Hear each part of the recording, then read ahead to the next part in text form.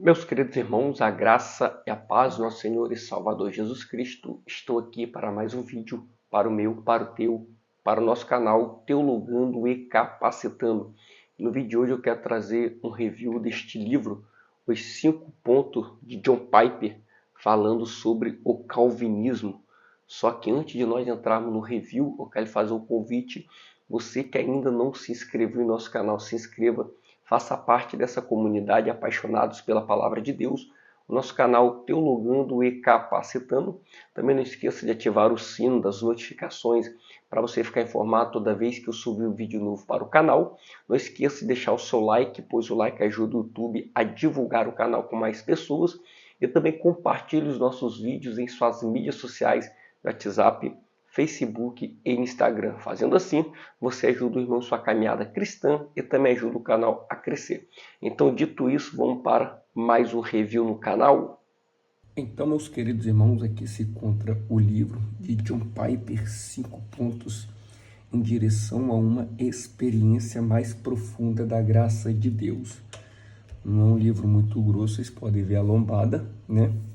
Aqui se encontra a contracapa, em direção a uma experiência mais profunda da graça de Deus. Vamos estar fazendo uma leitura aqui breve aqui, ó.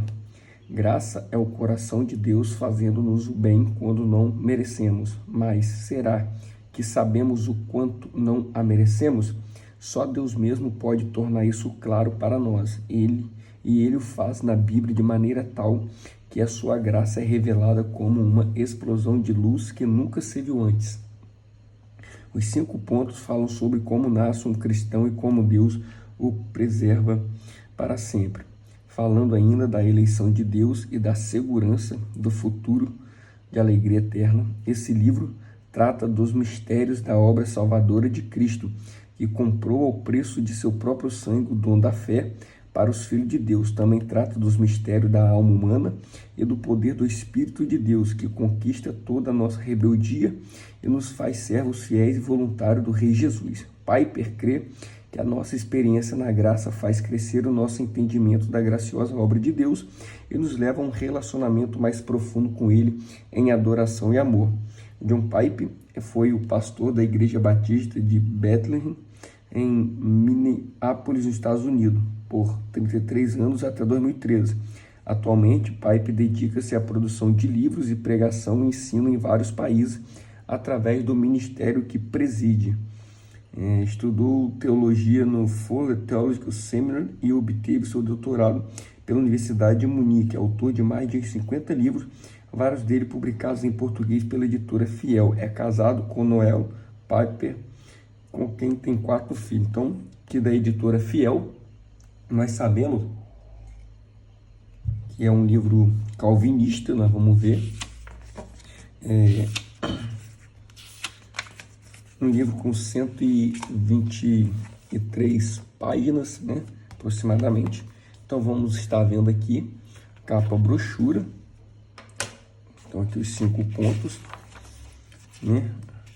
Podemos ver que é uma folhazinha de rosto, preta e branca, bonito, como fosse a capa, porém preta e branca. Nós temos a ficha catalográfica, que nós temos um índice, prefácio, raízes históricas, depravação total, graça irresistível, expiação limitada, eleição incondicional, perseverança dos santos. O que os 5 pontos significam para mim? Um testemunho pessoal, testemunho conclusivos, no apelo final. Querido, só um minutinho. Deixa eu pegar aqui a aula aqui. Aqui, então, isso. Só para mostrar aos irmãos, olha o contraste. Então, são 2 livretos também, esse aqui.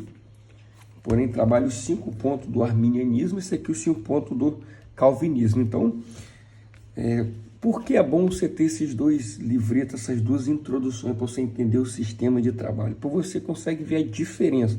É claro, obviamente, que eu sou armínio wesleyano, eu creio no armínio wesleyano e não no calvinismo. Então, isso aqui contrasta muito os 5 pontos do calvinismo. Então, é muito bom, ainda que você seja calvinista, você ter um de Armínio, ainda que você seja arminiano, você ter um do calvinismo, né? Porque nós temos que entender como cada sistema trabalha. Amém? Então, aqui nós temos o prefácio, tá bom? Ó, quando o nevoeiro se dissipa, luta digna, minha oração por você. Aqui nós entramos nas raízes históricas, ó, de João Calvino. João Calvino, famoso teólogo, pastor de Genebra, morreu em 1564. Ele foi, com Martinho Lutero na Alemanha, a força mais influente da reforma protestante. Seus comentários e seus institutos da religião cristã ainda exercem influência tremenda na igreja cristã em todo o mundo. As igrejas que herdaram os ensinos de Calvino são dignadas reformadas, em contraste com o segmento luterano ou episcopais anglicanos da reforma. Embora nem todas as igrejas batistas sustentem uma teologia reformada, há uma importante tradição batista que resultou dessa corrente e ainda estima as doutrinas centrais desse braço da reforma. Querido, reformado não é porque é calvinismo arminiano, tá? Reformado é porque nós seguimos a reforma protestante ali, né? De Martinho Lutero. Então, tipo assim, muitos calvinistas consideram que só eles são reformados. Isso é um erro, tá? O Armínio os remonstrantes, a controvérsia entre o Armínio e o Calvinismo. O Armínio e o Calvinismo surgiu na Holanda no início do ano 1600. O fundador do grupo arminiano foi Jacó Armínio, em 1560 a 1609, e ele estudou em Genebra, sob o ministério de Teodoro de Beza, sucessor de Calvino, e se tornou um professor de teologia na Universidade de Leiden, em 1603. Então, vai dizer que gradualmente Armínio veio a rejeitar certo ensino calvinista, e a controvérsia se espalhou por toda a Holanda, onde a igreja reformada era a maioria. Os arminianos formularam seu credo em 5 artigos e os apresentaram perante as autoridades políticas na Holanda em 1610, sob o nome de remonstrância, assinado por 46 ministros. Então, que nós temos todo o contexto histórico aqui, né, de forma breve, no âmago da teologia bíblica, que vai trazer, né, apresentar uma posição bíblica positiva sobre os 5 pontos é mais importante do que saber a forma exata da controvérsia original. Esses 5 pontos estão no âmago da teologia bíblica. Então ele vai dizer que esses 5 pontos calvinistas são a teologia bíblica. Aí nós temos aqui o acróstico TULIPS, né, total depravity, depravação total, unconditional election, eleição incondicional, limit atonement, expiação limitada, irresistível graça irresistível, e perseverance of the saints, perseverança do santo. Que ele vai dizer aqui, ó, não afirmo que estes 5 pontos exaurem as riquezas da teologia reformada. Vários escritores, especialmente aquele de orientação mais presbiteriana, argumentam hoje que muitas pessoas, como eu, um batista, são chamados calvinistas, embora não adote todos os aspectos da tradição reformada. Por exemplo, Richard Miller, em seu livro Calvino e a Tradição Reformada, e Kenneth Sturt, em 10 mitos sobre o calvinismo, deixam claro que Calvino e o conjunto de doutrina que foi de seus labores são mais amplos, mais profundos e mais multifacetados do que os 5 pontos que focalizamos aqui. Então ele está dizendo aqui, já dando uma explanação que é uma forma breve, aí vai trabalhar aqui, ó, depravação total, eleição condicional, expiação limitada, de uma forma resumida, graça resistir, perseverando os santos. E aqui chegamos já na depravação total, tá? Tem a notinha de rodapé, muito interessante. Ó, podemos ver que a notinha de rodapé é uma letra boa, média, tá bom? Letra média, bastante margem lateral, uma folha até que de boa qualidade, meio amarelada, uma folha ruim. Então aqui é a nossa rebelião contra Deus total. Em sua rebelião total, tudo que o homem faz é pecado. A incapacidade do homem para submeter-se a Deus e fazer o bem é total. Então, aqui ele crê que o homem não tem capacidade de fazer o bem, né? Que só tende para o mal, ou seja, podemos dizer que a depravação total ela é aqui intensiva ao ponto do homem não conseguir fazer nada bem, né? Então, ao modo que o calvinismo acredita, a nossa rebelião é totalmente merecedora de punição eterna. Em verdade, essa verdade terrível da depravação total, a graça irresistível, aqui onde que pega também muito o debate. Ó, você notará que estou mudando a ordem natural do acróstico. Tulip. O I representa a graça irresistível e vem naturalmente em 4º lugar. Estou colocando em 2º depois do T, que repreende a depravação total. A razão para isso é que no passar dos anos Tenho visto que a maioria dos cristãos tem uma experiência consciente e pessoal da graça irresistível, embora nunca lhe tenham dado esse nome. Esta experiência pessoal da realidade da graça irresistível ajuda as pessoas a assimilarem mais rapidamente do que tratam estes 5 pontos. E isso, por sua vez, dispõe as pessoas para a veracidade bíblica dos outros pontos. Então, ele coloca aqui em segundo lugar, aqui nós arminianos discordamos. Nós cremos que a graça é irresistível, da parte de Deus é irresistível, mas para o homem ela é irresistível. Se um homem não crê, há uma condicionalidade. Se um homem não crê, ele não é salvo. Um homem tem que, podemos dizer, dar um passo de fé. Mas aí o que acontece? Aí se nós falamos isso, então um homem ajuda na salvação. Aí é onde que é isso? Sem conhecer a doutrina arminiana, dizem que nós somos pelagianos sem pelagiano. Não é isso. Tudo que nós fizemos, o mérito sempre vai ser de Jesus Cristo. É como se uma pessoa dá algo para o mendigo estende a mão para receber. Então o mérito é do mendigo? Não, o mérito é de quem doou, ajudou o mendigo. Então nós temos que entender isso. Nós cremos na graça preveniente, onde essa graça habilita o homem a responder ao chamado. E se nós pegarmos uma Bíblia para ler, toda a palavra de Deus, João 3,16, viu o seu Filho genuíno para que todo aquele que nele crê. Então sempre tem uma condicionalidade, entendeu? Então sempre é uma condicionalidade. Mas resistimos realmente à graça?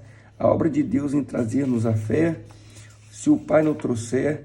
Então, João 6,44, ninguém pode vir a mim se o Pai que me enviou não trouxer. Esse trazer é a obra soberana da graça, em a qual nenhum de nós será salvo de nossa rebelião contra Deus. Outra vez, alguém pode objetar dizendo, Deus atrai para si mesmo todos os homens, não apenas alguns. Em seguida, ele pode citar João 12,32, eu, quando for levantado da terra, atrairei todos a mim mesmo. No entanto, há alguns problemas sérios nesta objeção, porque aqui ele já está fazendo uma defesa, porque se nós formos ler João 6,44 e João 12,32, na palavra original, atrair, dá um problema para o calvinismo, tá, querido? Eu vou fazer um estudo e mostrar aqui para vocês um vídeo e dar um problema para o calvinismo. Então ele já está se defendendo aqui. Pode ver que ele já procura se defender.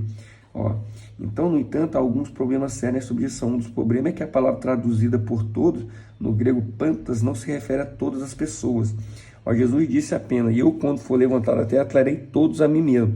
Devemos averiguar contexto semelhante em João para determinar ao que este todos provavelmente se refere. Por que ele está falando que esse todos não significa todas as pessoas? Por quê? Porque aqui ele defende uma expiação limitada, tá bom? E não ilimitada, querido. A expiação é ilimitada, tá bom? Só que ela é eficiente naquele que crê, que responder. Então isso aqui é ponto básico de qualquer um que você pegar uma Bíblia e dá para ler, ele vai entender que Jesus morreu por todos. Somente o calvinismo, não sei de onde que tiraram, mas respeitamos a posição dele. Então ele começa a fazer suas defesas, porque nós não temos aquela expiação limitada na Bíblia, não temos. Que Jesus deu a vida pela sua igreja, com certeza. Deu a vida pelas ovelhas, com certeza. Deu a vida por muitos, com certeza, mas deu a vida por todos. Então, para muitos vale, para a ovelha vale, para a igreja vale, mas para todos não vale. Então, é incongruente, né?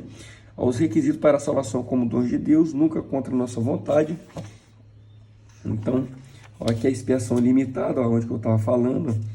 Expiação é a obra de Deus em Cristo na cruz, pelo qual ele completou a obra de sua vida perfeitamente justa, cancelou a dívida de nossos pecados, satisfez a ira santa de Deus contra nós e ganhou para nós todos os benefícios da salvação. Então aqui nós temos aqui, o que Cristo realizou realmente. Então uma pergunta, quem limita realmente a expiação, o papel crucial da nova aliança. Então, querida, é muito interessante nós termos um pouco de conhecimento. Ao sangue de Jesus obtém a promessa da nova aliança. Jesus morreu para reunir os filhos de Deus.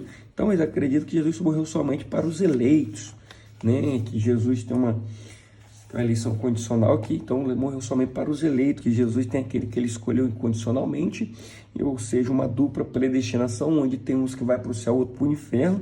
Então se Jesus morreu somente para os eleitos, então nós temos um Deus que faz acepção de pessoas, e não é isso que a palavra de Deus nos ensina, mas é assim que o calvinismo ensina, né? Eleição anterior à fé, aí eles têm que botar a regeneração antes da... Meu Deus, então vamos comentar o livro aqui, Eleição anterior à fé, Aqui vai pegar o relato de Atos 3:48. Outra afirmação poderosa da incondicionalidade, pega Efésios 1:3-6, que diz: outra afirmação poderosa da incondicionalidade de nossa eleição e de nossa predestinação para a filiação. Bendito Deus Pai, nosso Senhor Jesus Cristo, que nos tem abençoado com toda sorte de bens espirituais nas regiões celestiais em Cristo, assim como nos escolheu nele antes da fundação do mundo, para sermos santos e irrepreensíveis perante ele, e em amor nos predestinou para ele, para a adoção de filho por meio de Jesus Cristo, segundo o beneplácito de sua vontade, para louvor da glória de sua graça. Algum intérprete argumenta que essa eleição antes da fundação do mundo foi apenas uma eleição de Cristo, mas não uma eleição de quais indivíduos estariam realmente em Cristo. Isto equivale a dizer que não há nenhuma eleição incondicional de indivíduos para a salvação. Cristo é apresentado como escolha de Deus, e a salvação de indivíduo depende de sua própria iniciativa, para vencer sua depravação e serem unidos a Cristo pela fé. Deus não os escolhe, e por isso Deus não pode convertê-los eficazmente. Então isso aqui é uma falácia, tá? Porque Deus nos amou primeiro. Romanos 5:8, Deus deu seu Filho, sendo nós ainda pecadores. Então Deus nos amou. O fato de nós crer não tira o mérito de Cristo. O mérito não é nosso, o mérito é de Deus em Cristo Jesus. Então eles colocam uma falácia no meio dos estudos para tentar parecer ser verdade. Não é assim que o arminiano ensina, tá bom? Por isso que é bom você que também é calvinista ler essa introduçãozinha aqui, ó. Olha só, fininha. Lê para você entender como nós defendemos nossos argumentos. Ou talvez o texto mais importante é pegar Romanos 8, 28 e 33. Aí espera aquela passagem ali também. Vai entrar aqui de amor um, aborreceu o outro, entre Jacó e Esaú, a perseverança dos santos. A obediência que evidencia a renovação interior realizada por Deus é necessária para a salvação final. Então, querido, basicamente é isso. Eu creio que deu para vocês terem os eleitos de Deus não pode ser perdido, entenderem um pouco a respeito dos 5 pontos do calvinismo. Eu vou estar fazendo a leitura dessa obra, tá bom? Um livro bem barato. Perseverança é um projeto de comunidade. Aqui vai trazer um testemunho pessoal. O que os 5 pontos significam para mim, testemunho pessoal, tá bom? Aí, testemunho pessoal dele.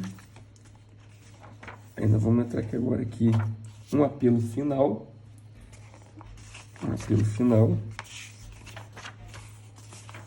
E acabamos o livro. Então, querido, aqui se encontra, né, o livro 5 pontos do calvinismo, de John Piper.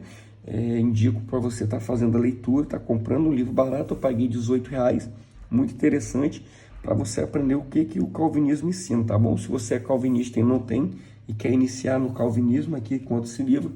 E você que é arminiano também compra para você entender como eles defendem as suas teorias, tá bom? Que Deus lhe abençoe. Até o próximo vídeo, em nome de Jesus. Amém.